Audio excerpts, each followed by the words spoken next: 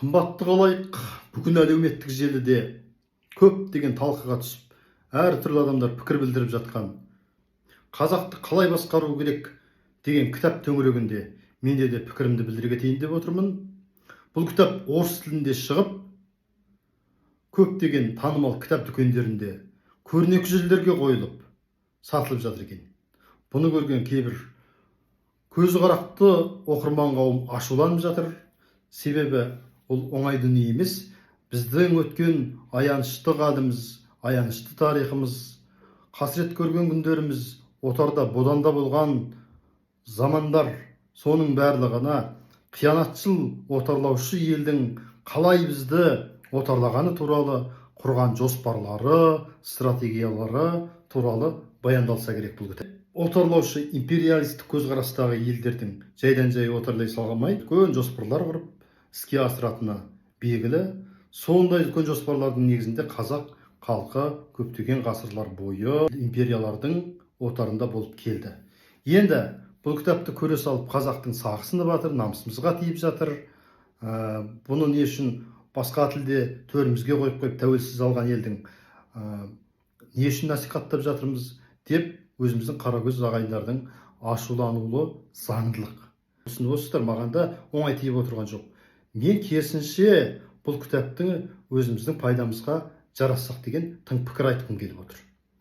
Пайдамызға жарататын себебіміз біріншіден бұл кітапты қазақ тіліне аударсақ, өзімізді қай жерден қателік жібердік, біздің осал тұсымыз неден болды, отарлаушы ел қандай минусымызды пайдаланып тізесіне басты бізді дегенді жақсылап академиялық деңгейде зерттеу керек екен.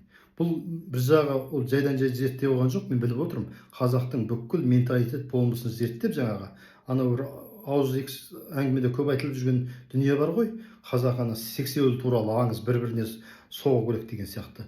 Бұл да сондай дүние. Сол сияқты бізде де оны зерттеп, бізді отарлаушы елдердің жаман пиғылын, жауымыздың, яғни ойын білуіміз әбден керек. Бұл өткен тарихты зерттеуге, сонымен бірге біздің болашағымызға да өте пайдалы. Сондықтан бұл кітапқа үркеу қарамай, енді әрине тайраңдатып төрімізге қойып қойғанымыз бәрімізге де ұнап отырған жоқ. Өзімізге десе де пайдасын ойлап, таяқтың екі ұшы болады ғой. Бұл кітапты жақсылап зерттесек деген ойдамын.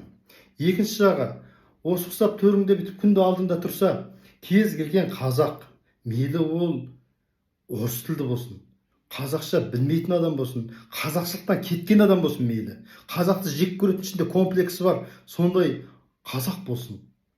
Ол осы кітапты көріп, бізді осылай басқарған екен ғой, басқару үшін үлкен пландар құрған екен ғой деп, намысы оянып, ойланады деген менде бір үміт бар.